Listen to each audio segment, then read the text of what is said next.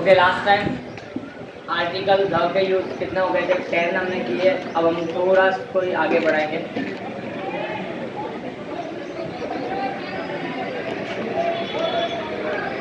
Number 11, ठीक है।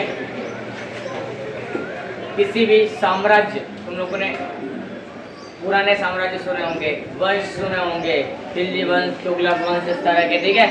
उनके पहले, एम्पायर के पहले, और ऐतिहासिक घटनाएं जो भी हुई हैं, कोई बड़े युद्ध हुए हो या फिर कोई और दूसरी कोई घटनाएं घटी हो, ऐतिहासिक घटनाएं, उन सबके पहले किसका उपयोग किया जाएगा? Article the.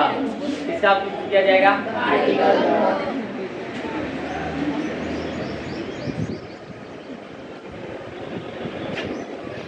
Direct the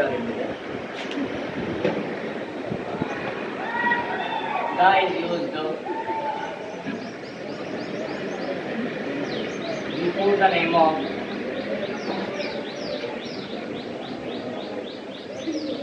empires.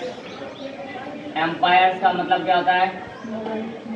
साम्राज्य। बेटा मुगल जरूरी नहीं है कि हम कुछ बोल रहे हैं कि मुगल अकेले मुगल का ही थोड़ी साम्राज्य था, बहुत सारे साम्राज्य हो गए। इंडिया के अंदर तो बहुत सारे रहे। तो एम्पायर्स, उसके बाद में डिनास्टी। बोलो ये क्या होता है? वंश, एक पर एक वंश चलते आ रहे थे, तो वो dynasty. And what? And historical events, ऐतिहासिक घटनाएं को क्या बोलेंगे? Historical events. इन सब के नाम के पहले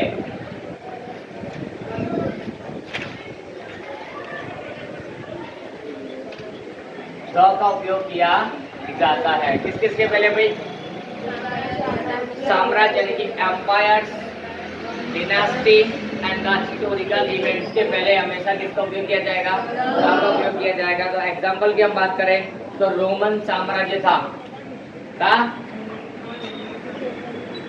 तो लिखेंगे द रोमन एम्पायर। क्या लिखेंगे? Roman empire. देखो आया कि नहीं आया? एम्पायर यानी कि क्या होता है? साम्राज्य। रोमन साम्राज्य जो था, तो उसके आगे हम इंग्लिश में जब भी लिखेंगे तो क्या लिखेंगे? The Roman empire. क्या लिखेंगे? The Roman empire. Stop writing. उसके बाद में और भी कोई साम्राज्य रहा? तो बहुत सारे साम्राज्य रहे बेटा। द मुगल एम्पायर था कि नहीं? लेकिन सबसे ज्यादा सुनने में यही आता है क्योंकि सबसे ज्यादा बिल्डिंग्स वगैरह सब इसी के साम्राज्य में बनी गई है, इसके लिए हमको बुक्स में भी पढ़ा जाता है। तो मुगल मुगल मुगल वापस से, तो ये हमारे माइंड में ज़्यादा बैठ गया। इसलिए बच्चों को एग्जाम्पल की बात करें साम्राज्य की, तो एक ही बात आ रहा है। दूसरा, बाहुबली देखी होगी, माहिष्मती साम्राज्य। आता ही नहीं आता माहिष्मती साम्राज्य? इस तरह का है तो वहाँ लिख सकते हैं। अब बात करते हैं डिनास्टी। डिनास्टी के अंदर आते हैं वंश। तो वंश देखे तुम लोगों ने कौन कौन से? तुगलक वंश, चोल वंश, पल्लव वंश, ओके, राजपूत वंश। देखे कि नहीं सब ये? तो ये सब क्या? डिनास्टी है। तो इंग्लिश में क्या बोलते हैं? डिनास्टी। तो मैं लिख रहा हूँ यहाँ पर the Chola dynasty, the Pallava dynasty.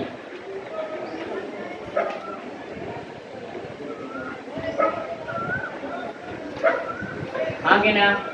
तो इस तरह और भी जो दूसरे हैं सभी वंशों के नाम यहाँ पर लिख सकते हैं। चालुक्य वंश, द चालुक्य डिनास्टी। हो सकता है नहीं हो सकता? अब ऐतिहासिक घटनाओं की हम बात करते हैं कि ऐतिहासिक घटनाएं, तो देखो ऐतिहासिक घटनाओं में हमारा पहले तो प्रथम विश्व युद्ध ऐतिहासिक घटना है, द्वितीय विश्व युद्ध ऐतिहासिक घटना है कि नहीं है?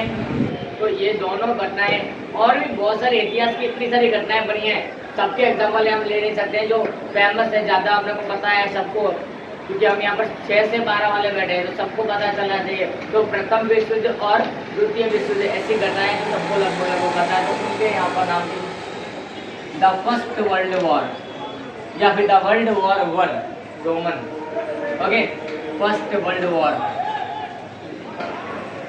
दूसरा हम क्या लिखें? The second world war. लेकिन मैं नहीं लिख रहा हूँ वहाँ पर क्योंकि एक वर्ल्ड वॉर आ गया मतलब ऐसे हमको पता चल गया कि वो क्या है, एक ऐतिहासिक घटना है। और भी दूसरा कुछ हुआ तो हरियाली क्रांति आई थी, ऐतिहासिक घटना है, वो भी ज़्यादा टाइम नहीं हुआ उसको। तो ठीक है, अभी हमारे कुछ पूर्व जैसे जिला होगी जिनके सामने सब क्रांति आई हुई है। तो द ग्रीन रिवॉल्यूशन, एक्चुअली तुमको जितनी भी रिवोल्यूशन है वो पता चलना चाहिए, पता होने चाहिए, पता चलने की बजाय क्या होना चाहिए, पता होने चाहिए। वो ज़्यादा कौन कौन सी हुई? श्वेत क्रांति, द वाइट रिवॉल्यूशन हुई कि नहीं? किससे रिलेटेड है? थोड़ा सा जीके भी चल जाए। Silver revolution. बेटा इतनी सारी क्रांतियां हैं, लेकिन हमको किसी को भी ये नहीं पता है कि कौन सी क्रांति किसके साथ संबंधित है। 12th वाले बैठे इकोनॉमिक्स का चैप्टर पढ़ा था, सेकंड लास्ट चैप्टर, बट हमको कहाँ मतलब है। हो गई 12th पूरी, अब तो सर परीक्षा दे दी हमने, परीक्षा के लिए पढ़ाई करने की जरूरत ही नहीं थी बेटा। ठीक है, कोई बात नहीं। ओके, द ग्रीन रिवॉल्यूशन, ये अपने पास में क्या हो गए? एम्पायर का नाम, डिनास्टी का नाम, हिस्टोरिकल इवेंट। ओके, इनका अगर कहीं भी नाम आता है तो हम आगे क्या लगाते हैं? द लगाएंगे। Is it okay? क्लियर ना? डिनास्टी यानी कि वंश जो होते हैं वो। उसके बाद में दूसरा क्या है अपने पास में? एम्पायर्स हैं। एम्पायर्स के नाम के पहले और हिस्टोरिकल इवेंट पूछा, स्टॉप राइटिंग। अब दूसरा नेक्स्ट 12 नंबर। 12 नंबर में क्या है वो पहले ये देख लेना है। सभी म्यूनिसिपल और सरकारी विभाग है, म्यूनिसिपल है, सरकारी विभाग है, आर्मी है या फिर सेना जितनी भी है अपने पास में, चाहे वो जल सेना हो, चाहे वो थल सेना हो या फिर वायु सेना यानी कि नौसेना। ठीक है, तो इनमें से अगर कोई भी सेना वगैरह हो, सरकारी विभाग कोई भी हो, सभी सरकारी विभागों के पहले आर्टिकल द यूज किया जाता है। सभी सरकारी विभागों के पहले क्या यूज किया जाता है बेटा? आर्टिकल द उपयोग किया जाता है। तो सुन लेना,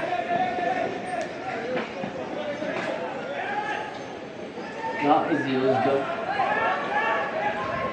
before the name of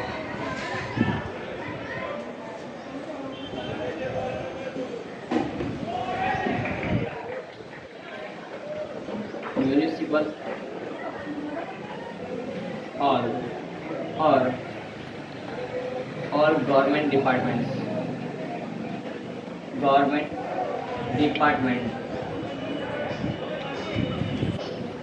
और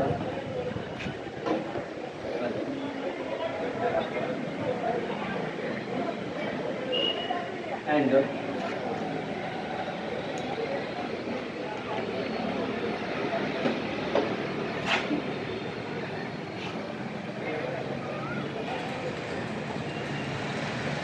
आर्मी, नेवी एंड एयरफोर्स।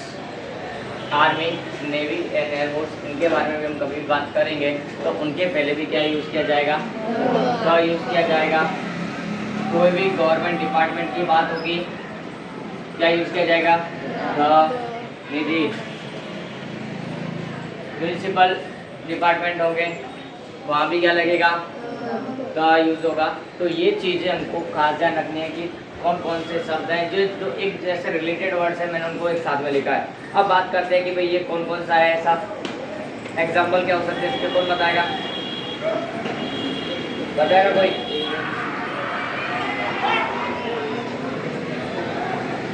देखो, गवर्नमेंट के इतने सारे डिपार्टमेंट है, तुम अच्छी तरह जानते हो मेरे से ज़्यादा। The ministry of education, ministry of finance, ministry of agriculture, कोई भी मिनिस्ट्री उठा के देख लो, सब सरकारी के विभाग है कि नहीं है? कोई भी मिनिस्ट्री, कोई भी मंत्रालय उठा के देख लो, सब के सब क्या है? सरकारी तो विभाग है ना। तो उनको लिख सकते हो, लिख सकते हो नहीं? तो मैं यही लिखूंगा। कभी भी ये विभाग को भी नाम तुम लोगों ने ऐसा देखा ध नहीं लिखा जाता। जो पेपर आता है, तुम्हारा पेपर पढ़ना है, जब भी कोई सरकार का ऐड कोई आता है, गवर्नमेंट का ऐड कि भाई हमने विकास कार्य के नीचे लिखा होता है द मिनिस्ट्री ऑफ फाइनेंस, उसका मंत्री, ऊपर का नाम, फिर नीचे उसका मंत्रालय, मंत्री उसके नीचे मंत्रालय। तो तुम लोग ये सब चीज़ें वहाँ से भी देख सकते हो। ये सब प्रैक्टिकल चीज़ें हैं, हम उनको देखते हैं पर नोटिस नहीं करते, खाली फोटो देख लेते हैं मंत्री का, बस अच्छा लगता तो ठीक है, नहीं अच्छा लगता तो चलो। यही होता है ना मोस्टली तो। और हमारे विस्तार का होगा तो हमको ज़्यादा देखने की इच्छा होगी, थोड़ा 2 मिनट ज़्यादा देखेंगे उसी को, बाकी हम कुछ नहीं देखते। मोस्टली इधर से ये सेक्शन को देखें, ये तो सिर्फ एक ही पेपर में से एक ही चीज़ निकालते हैं, शनिवार का पेपर बस। और इधर वाले जो है वो एक ही चीज़ निकालते हैं, बुधवार का पेपर, मधुरिमा। और ये Navrang. Okay, the ministry of education, पहले इसका नाम MHRD था। MHRD, ministry of human resource development. Economics याद आ रहा है? चलो बार बार पिन मार मार के आपको घायल कर देंगे। The ministry of education, the ministry of finance. Finance बोलो, फाइनेंस बोलो, दो अलग अलग बोलते हैं। मैं फाइनेंस बोलूँगा। ओके,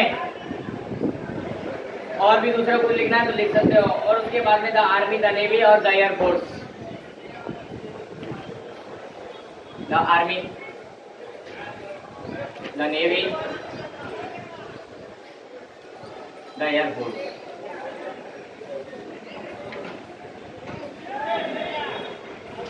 क्लियर है? तो ये गवर्नमेंट विभाग हो गए, आर्मी, नेवी और एयरफोर्स। तीन हमारी सेना की पांच बोलते हैं को, वो तीनों की विंग्स ऑफ आर्मी बोले जाते हैं, सब सेना। ठीक है, नेक्स्ट 13, शरीर के अंग, बॉडी पार्ट्स, डायरेक्शंस, दिशाएं। ठीक है, देश, ऋतु और कोई भी हमारी पोस्ट होती है, डेसिग्नेशन जिसको बोलते हैं, उन सब के पहले द का उपयोग किया जाता है। किस किस के पहले? यस, बॉडी पार्ट्स, उसके बाद में। और लेकिन बॉडी पार्ट्स में कंडीशन रहेगी बेटा, बाकी कोई में नहीं। दिशाओं के नाम में कोई कंडीशन नहीं क्योंकि प्राकृतिक तत्व है। ठीक है, उसके बाद में देश, कोई भी देश का नाम लिखोगे तब। और ऋतु है हमारी, उनके आगे भी क्या लगेगा? ग लगेगा, ये आपको ध्यान रखना है। क्लियर है? और कोई भी पोस्ट होगी, डिग्री, उसके बाद में जो पोस्ट होती है तो वहाँ भी हमारा क्या लगेगा? पदवी, जिसको बोलते हैं हिंदी में। तो उसके आगे हमको द यूज करना है, आर्टिकल द। तो लिखेंगे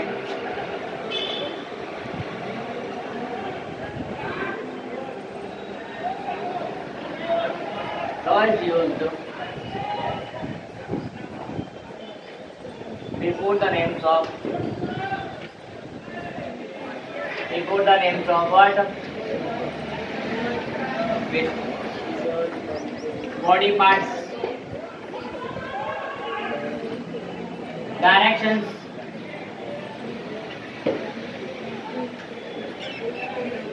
after that seasons,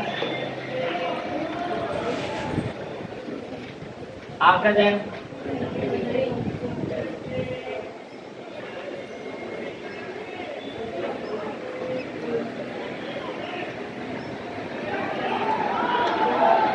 and designation या तो post.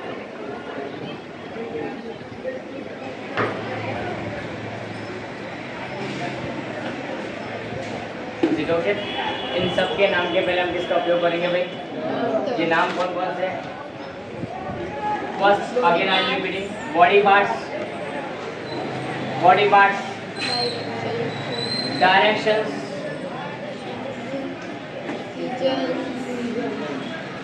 seasons, countries and the post. Okay, इन सब के पहले किसका उपयोग किया जाएगा? हाँ। अब इन सब के एक एक दो दो एग्जांपल मैं नीचे ले रहा हूँ। बोलो बॉडी पार्ट्स में तो बोलेगा the leg, the hand, the head. हो सकता ही नहीं हो सकता इनके पहले होता है, मैंने बोला पर कंडीशन है। कभी कभी हम जब सेंटेंस इस तरह का बना रहे हैं उसके ऊपर डिपेंड करता है। अब सेंटेंस में देखो हम क्या लिखते हैं? He sees with an eye, वो एक आंख से देखता है। He sees with an eye. Okay, we see with eyes, वहाँ कोई भी आर्टिकल नहीं लगा। मैंने एक जगह आर्टिकल n लगाया, दूसरी जगह एक भी आर्टिकल लगाया, अब ध कहाँ लगेगा?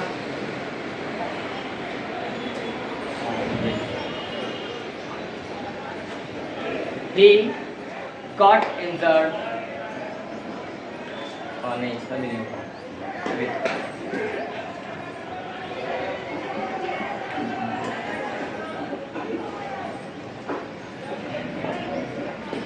इसका सेंटेंस बनाना में थोड़ा डिफिकल्ट है, मैं इसका सेंटेंस बना के दिखाता हूँ। ठीक है, अभी अपने पहले एक बार क्या लिख लेते हैं, the head, the hand, the leg, ऐसा कोई भी बॉडी पार्ट के बारे में यूज़ करेंगे तो वहाँ पर द लग सकता है, लेकिन मैंने बोला कंडीशनल है तो कंडीशनल में हमको ध्यान रखना पड़ेगा कि कहाँ किस तरह का सेंटेंस स्ट्रक्चर किस तरह का है उस पर डिपेंड करेगा। डायरेक्टली मैं नहीं बोल रहा हूँ कि हर एक बॉडी पार्ट के पहले हम द लगाएं compulsory, that will not be fair.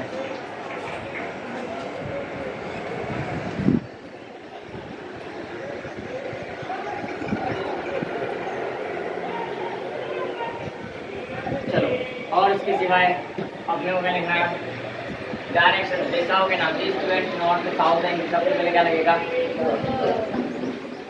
ये तो एग्जांपल देने की जरूरत नहीं है, the sun rises in the east, in the east आ रहा है तो इनके तो देने की है, द सन, चलो मेरे को बताओ डूबने को क्या बोलते हैं, सेट ऑफ, सेट्स नहीं सेट्स ऑफ भी लगाना पड़ेगा तुमको, ओके, क्योंकि सेट के साथ में बहुत सारे प्रीपोजिशन चुनने के बाद में उनका नियम बदल जाता है। प्रीपोजिशन कहते हैं सेट आउट होता है निकलना, सेट ऑफ डूबना होता है, छिपना हो रहा है, तो ऐसे बहुत सारे वर्ड प्रीपोजिशन उसके साथ जुड़कर अपना अर्थ बदल देते हैं। ठीक है,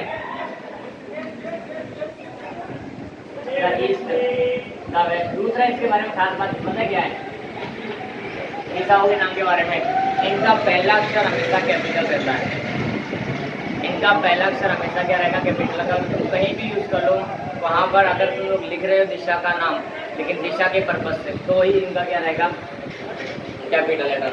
बात करते हैं किसकी, सीजन्स की, बोलो सीजन्स कौन कौन सी हैं, ओके, तो वहाँ पर जगह समर है, मानसून है और विंटर है, हो सकता है।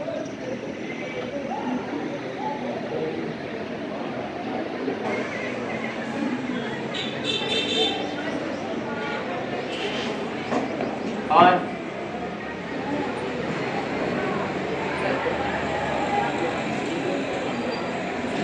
चलो ये हमारी सीजन, क्या 3 ही सीजन है, ठीक है, तो सीजन दूसरी भी है स्प्रिंग, बसंत ऋतु जिसको बोलते हैं, ध्यान रखना।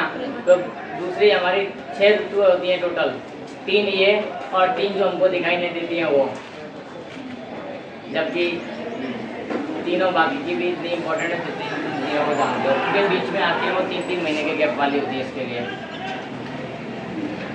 चलो अब बात करते हैं आगे, कोई भी कंट्री का नाम,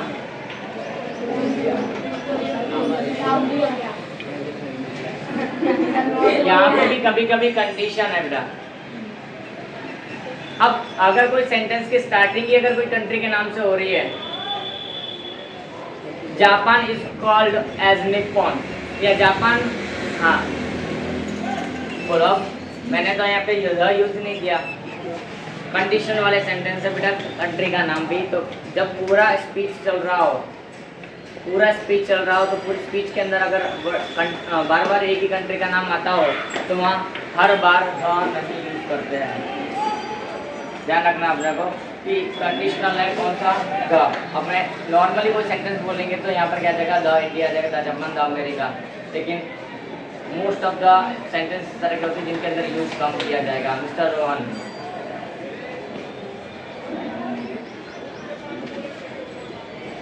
इनको अगर विशिष्ट सेंस में उपयोग किया जाएगा तो ये द लगेगा, बाकी नहीं। ऐसे सब विशिष्ट ही अपनी अपनी कंट्रीज के लिए। लेकिन एक बात फिक्स है कि अगर कोई भी कंट्री के नाम लिखो तो हमेशा पहला अक्षर कैपिटल रहेगा, तो बीच में आवे या कहीं भी आवे, पहला अक्षर है वो तो क्या रहेगा, कैपिटल है, वो तो है ही, अपने को ध्यान में रखना है। लेकिन ध के लिए चेंजेबल है, कंडीशन है, ये भी ध्यान रखना। चलो आगे की बात करते हैं, नेक्स्ट। और क्या बोला है हमने, ओके बेटा, कंट्री कोई बात नहीं, उसको कोरिया भेज देंगे। पोस्ट में बताओ कौन कौन सी पोस्ट की बात करोगे, the president, the prime minister, आगे ना the MLA, the MP, member of parliament, ये सब। हाँ, चीफ मिनिस्टर भी होगा ना बेटा, सीएम, इनके पहले। लेकिन शॉर्टकट यूज करोगे तो नहीं लगेगा, पूरा हो गया कोई पोस्ट का नाम तभी आ गए। तो सीएम बोलते तो द सीएम नहीं बोलेंगे, द पीएम नहीं बोलेंगे, पूरा बोलो द प्राइम मिनिस्टर, तो the chief minister, the president, yes और नो। जो पोस्ट है ये पद भी हैं, इनको ये बोल सकते हो। और पदवी भी कैसी है, सब उच्च पदवियाँ। फिर नीचे सर्वेंट को भी द लगा के बोलोगे तो वो नहीं, ये अलग है, कुछ मान सम्मान के वर्ड है इस तरह के। और इनका भी पहला अक्षर हमेशा क्या रहता है, प्रेसिडेंट का P always capital, prime minister का पी और एम दोनों कैपिटल।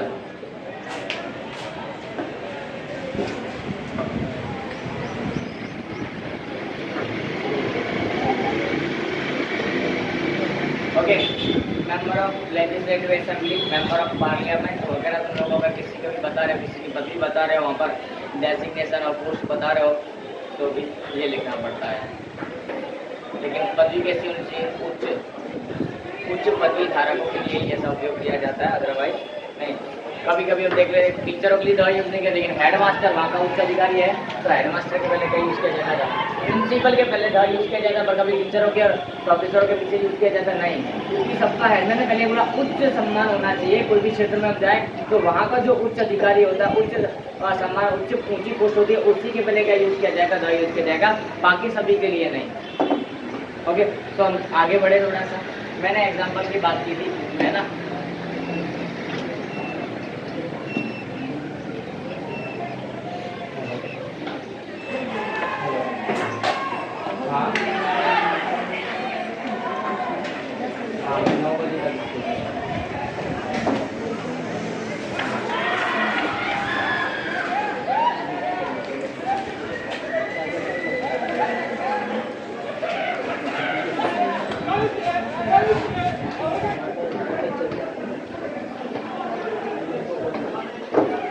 ओके। अब एग्जाम्पल हम देख लेते हैं इसके।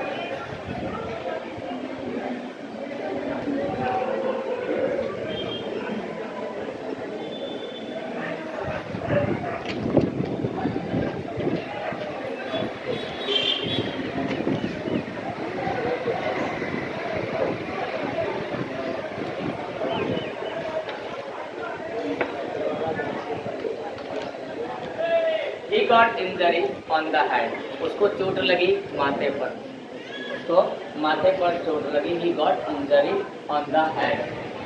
हो गया, यहाँ पर दवा यूज करना पड़ा क्योंकि विशिष्ट स्थान के बारे में बात करें। जबकि मैंने बोला कि हर बात जरूरी नहीं है, कंडीशनल है, कहीं जहाँ होगा, जहाँ स्पेशल विशिष्ट बात की जाए उसके बारे में, तभी हम उसके आगे क्या लगा सकते हैं, द लगा सकते हैं, बाकी दूसरा doctors had to cut the leg of that monkey। बंदरों को उस बंदर का पैर काटना पड़ा था, leg of the monkey use किया था,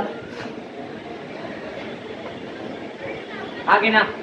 तो डिपेंड करता है तुम कहाँ किस तरह यूज कर रहे हो। अगर मैं लिखता यहाँ पर इस तरह से लिख सकता कि द डॉक्टर्स, अच्छा हाँ द बाकी रहेगी, इसलिए बोल रहे हो।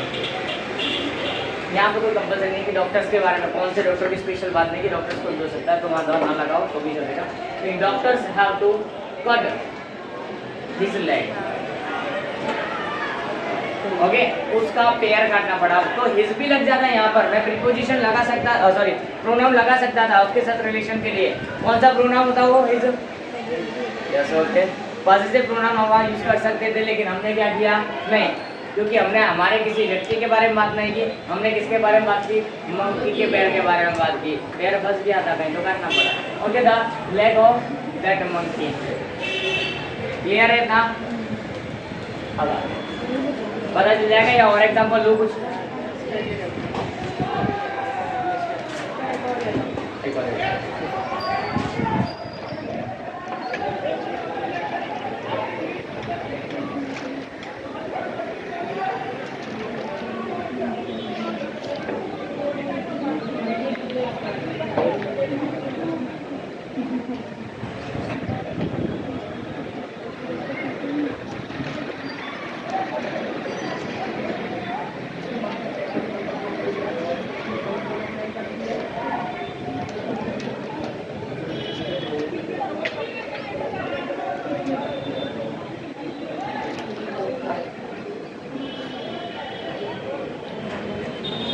टीचर या तो टीचर की जगह पर कुछ और भी लिख सकते हो, इंस्ट्रक्टर यानी कि सूचना देने वाला व्यक्ति, इंस्ट्रक्टर।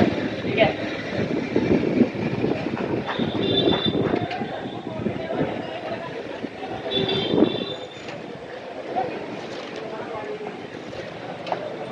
इंस्ट्रक्टेड सूचना दी, close eyes, close the eyes, आंखों को बंद करने की सूचना दी, क्लोज योर आइज। इस तरह से जब यहाँ हम इसको इस तरह सामने वाले teacher instructed to close the eyes, तो आगे हमने क्या यूज किया, द यूज किया कि नहीं किया।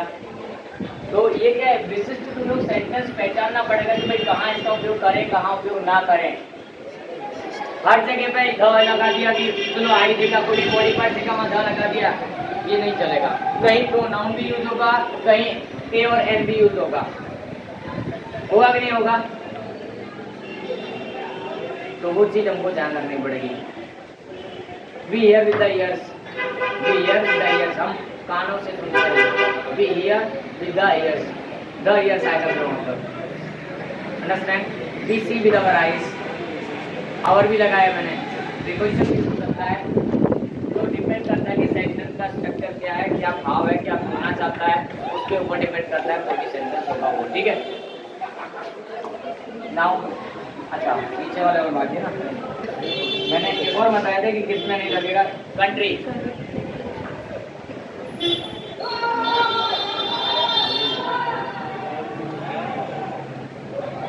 अब देखो मैं सिंपल एक सेंटेंस था जिसमें यूज नहीं होता द का, वो वाला, we live in India, we live in India, हमने द यूज किया नहीं किया, लेकिन फिर भी सेंटेंस क्या परफेक्टली राइट है, कोई ऐसा नहीं है। तो सेंटेंस का उपयोग, द का उपयोग किया कब जाएगा, the India is the largest country having democratic, क्या लोकतंत्र, democracy.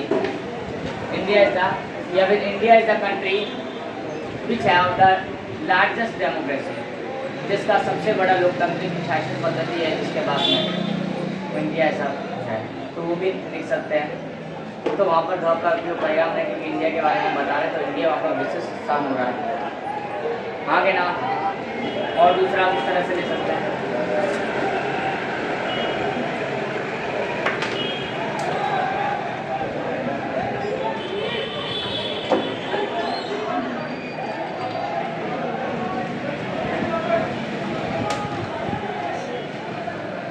Russia came under pressure after getting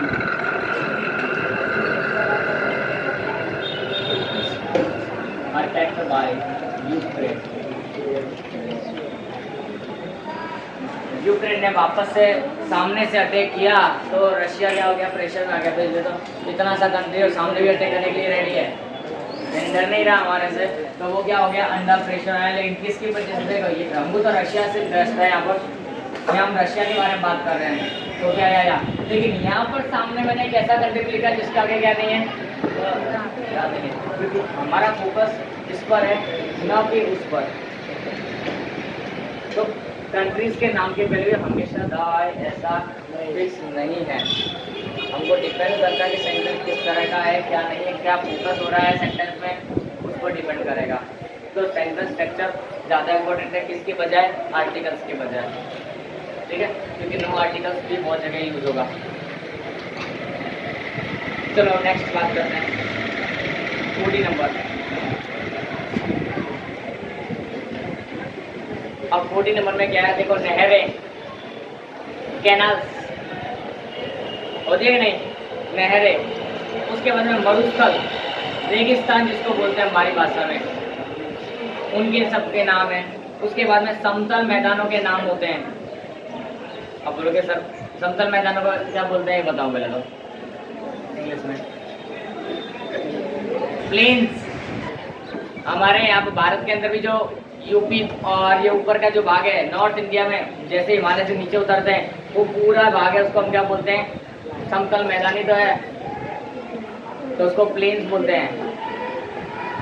उत्तर के मैदान की जैसे उसको उत्तर का मैदानी क्षेत्र, the plains of north India, तरह से बुलाया जाता है। तो प्लेन्स मतलब समतल मैदानों के नाम के पहले, और एक ही समतल मैदान है ऐसा नहीं बेटा, सबके अलग अलग भाग पड़े होते हैं, उनको नाम से जाना जाता है सबको, ठीक है। मैं बताऊंगा अभी। तारीख, वार, ठीक है। लेकिन ये भी कंडीशनल, ये भी कंडीशन, सभी तारीख और सभी बार के आगे ध लगा दिया ऐसा नहीं है, ठीक है। और सामान्य संख्या जो होगी हमारी, अब सामान्य संख्या किस तरह की, मैंने बोला फर्स्ट सेकंड थर्ड, तो ये जो भी नंबर होंगी उन सब के आगे क्या लगेगा, ध लगेगा। 1 2 3 के आगे नहीं, लेकिन जब भी फर्स्ट सेकंड थर्ड होगा तो हमेशा यहाँ पर क्या लगाना पड़ेगा, यूज करना पड़ेगा बिफोर दैट नंबर, संख्याओं के पहले, ठीक है। तो स्टार्ट करते हैं। 4 number, Lord is used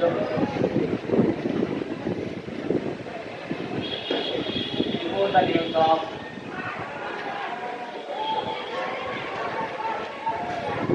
what canals, okay. और दूसरा क्या है भाई, डेजर्ट, मरुस्थल को क्या बोलते हैं, ये कुछ तो बोलते हैं खाने के बाद जो मिठाई आती है उसको डेजर्ट बोलते हैं। मैं यहाँ डेजर्ट की बात कर रहा हूँ। डेजर्ट का मतलब क्या होता है, रेगिस्तान, ठीक है। और उसके बाद में क्या बोला था भाई, लहरें हैं, मरुस्थल, प्लेन्स मैदान, समतल मैदान। और उसके बाद में क्या बोला भाई मैंने,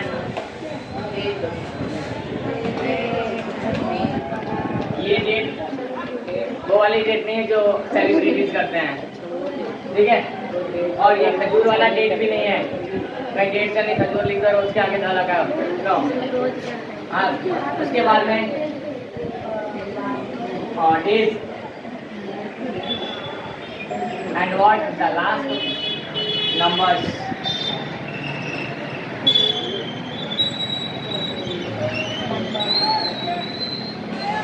अब एग्जाम्पल सबके, कौन कौन सी चीज़ों के एग्जाम्पल देखने हमको पहले ही डिसाइड कर लो। एक तो भाई कैनाल देखनी है हमको, क्या देखनी है, कैनाल देखनी है।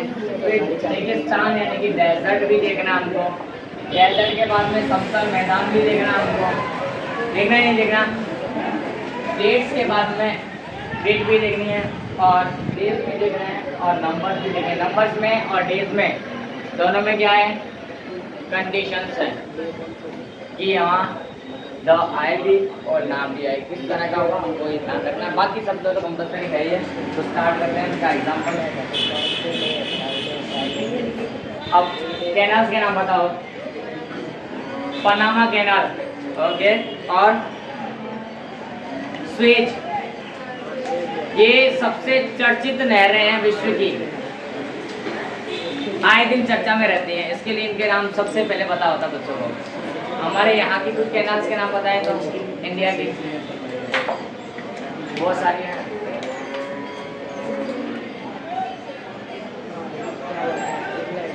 नीचे बुला रही है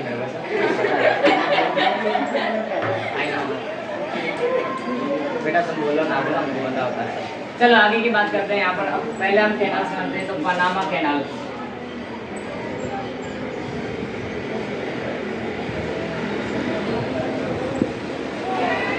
चलो मेरे को ये बता, स्वेज नहर का जो स्वेज कैनाल है उसका स्पेलिंग।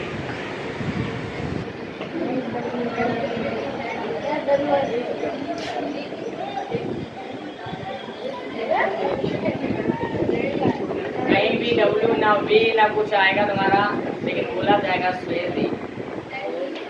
यस, ऐसे ही सर, ओके, हो गया इतना। अब बात करते हैं हम रेगिस्तानों की। अटाकामा,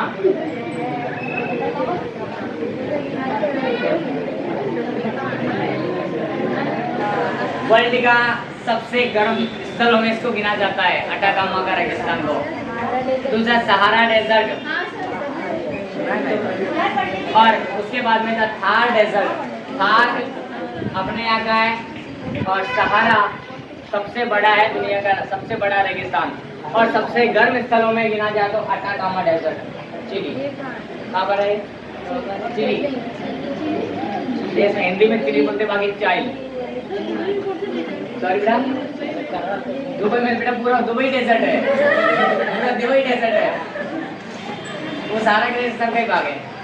दुबई है पूरा ही डेजर्ट है बेटा, वहाँ पे कुछ पानी नाम की कोई चीज़ नहीं मिलती है, सब आर्टिफिशियल है। वहाँ पानी अगर दिखाई देता सब आर्टिफिशियल ला के डाला हुआ है, वहाँ खुद का पानी यही नहीं है।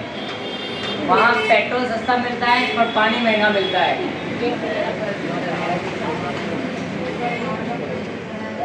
और यहाँ पानी और पेट्रोल दोनों ही महंगा है, लेकिन 9 रुपये सस्ता हो गया करना। ओके था, इसलिए घूमने जा रहे हैं। अटाकामा डेजर्ट हो गया, वर्ल्ड्स लार्जेस्ट डेजर्ट तो सहारा। कहाँ पर है ये? Yes Africa. अफ्रीका का एक और डेजर्ट फेमस है, कालाहारी।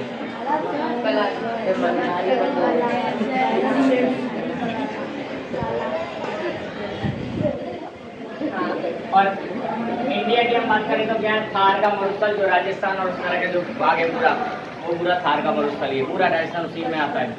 और ये पाकिस्तान में भी आता है, ये भी जाना है इसका पूरी भाग। चलो नाउ प्लेन्स। प्लेन्स की हम बात करें तो बोलो, गंगा इंडो प्लेन्स इसको बोलेंगे, या फिर इंडो गंगेटिक प्लेन, यानी कि भारत के अंदर जो प्लेन्स हैं उन प्लेन्स की हम बात कर रहे हैं। तो भारत के अंदर जो ऊपर नॉर्थ इंडिया के प्लेन्स हैं उनको क्या बोलते हैं? Indo Gangetic. क्या बोलते हैं? Indo Gangetic planes. भारत का उत्तरी मैदानी प्रदेश गंगा नदी के बहाव की वजह से वो है, इस तरह से सब बोला जाता है, क्यों पूरा उत्तर फैला हुआ है। देखना कभी नक्शा में आपको एक बार, द इंडो गंगेटिक प्लेन, और ये हमेशा प्लूरल ही रहेगा देखने में, पर आगे क्या लगेगा? ब लगेगा, क्योंकि प्लेन इतना सा तो है नहीं, पूरा फैला हुआ दूर तक। ठीक है, अब बात करते हैं किसकी? प्लेन्स हो गया। डेट की बात करते हैं, बोलो डेट कौन बताएगा भाई? India got free on 15th of August। Bharat 15 अगस्त को आज़ाद हुआ था। 1947 भी लिखना चाहो तो लिख सकते हो। बाकी हम डेट की बात कर रहे हैं तो हो गया, और कोई बोलना चाहेगा? ओके, ये भी सही है। तो मैं उसका तो सेंटेंस नहीं बना रहा, क्योंकि वो डेट के आगे तो लगेगा ही लगेगा, तो उसको कुछ लगाने की जरूरत नहीं है। ठीक है, तो डेट के नाम के आगे क्या लगेगा? ठीक है, और डे के पहले एग्जाम्पल में, अच्छा उत्तर के एग्जाम्पल देखो। हाँ, ये तो देखिए सेंटेंस मैं नहीं बना रहा था।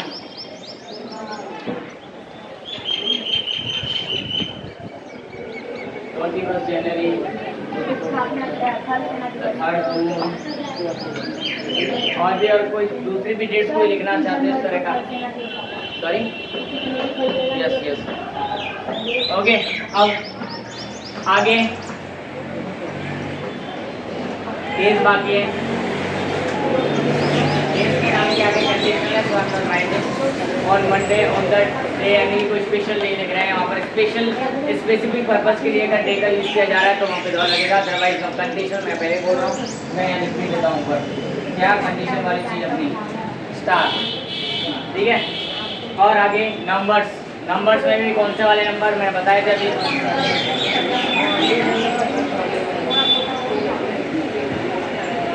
फर्स्ट, सेकंड,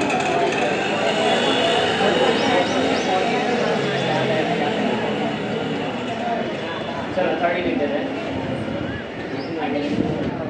डेज के पहले बेटा द मंडे, द संडे, ऐसा कोई भी डे, साथ ही तो डे हमारे, लेकिन विशिष्ट डे के बारे में कोई बात की जाए तो लिखना पड़ेगा।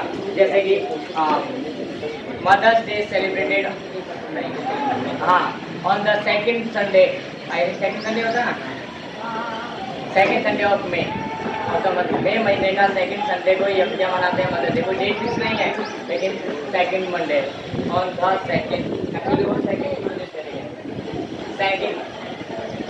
हो रहा ही नहीं हो रहा, इस तरह का जो होता है वहाँ पर हमको ध्यान रखना कि ये यूज क्या करना है। तो पहले अब इतना देवांशी